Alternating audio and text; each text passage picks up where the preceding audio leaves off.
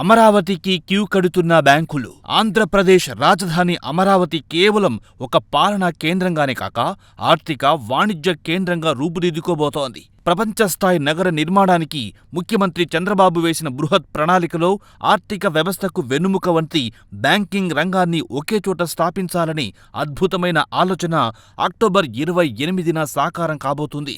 ఒకే చోట, ఒకే వేదికపై 12 జాతీయ స్థాయి బ్యాంకుల రాష్ట్ర ప్రధాన కార్యాలయాలకు ఒకే రోజు శంకుస్థాపన చేయడం అనేది దేశ చరిత్రలోనే ఒక చారిత్రాత్మక ఘట్టం. ఉద్దండరాయునిపాలెం సమీపంలో N10 రహదారి వద్ద ఈ బ్యాంకింగ్ డిస్ట్రిక్ట్ పురుడు పోసుకోబోతోంది.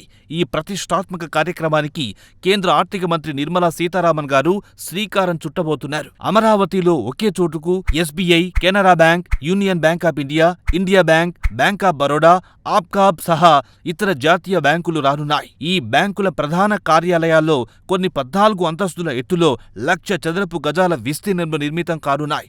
ఇదొక సాధారణ భవన నిర్మాణం కాదు, రాష్ట్ర ఆర్థిక పరిస్థితిని పటిష్టం చేసే పునాది. అమరావతిలో నిర్మించబోయే ఈ బ్యాంకింగ్ డిస్ట్రిక్ట్ రాజధాని నిర్మాణంతో పాటు కేంద్ర ప్రభుత్వ విభాగాల కార్యాలయాలకు కూడా CRDA భూములను కేటాయించడం, త్వరలో వాటికి కూడా శంకుస్థాపన చేయనుండటంతో ఇది కేవలం బ్యాంకుల సముదాయం మాత్రమే కాకుండా పాలన, వాణిజ్య, ఆర్థిక కార్యకలాపాలకు ఒక వేదికగా మారనుంది. బ్యాంకులు, ప్రభుత్వ కార్యాలయాలు పక్కపక్కనే ఉండడం వల్ల వ్యాపారస్తులు, పెట్టుబడిదారులు, వినియోగదారులు సేవలను సులభతరంగా పొందగలుగుతారు. ప్రధాన బ్యాంకులన్నీ ఒకచోట ఉన్నప్పుడు పారిశ్రామికవేత్తలు మరియు వ్యాపారులు పెట్టుబడులు పెట్టేందుకు అమరావతిని మొదటి గమ్యస్థానంగా ఎంచుకునే అవకాశముంది.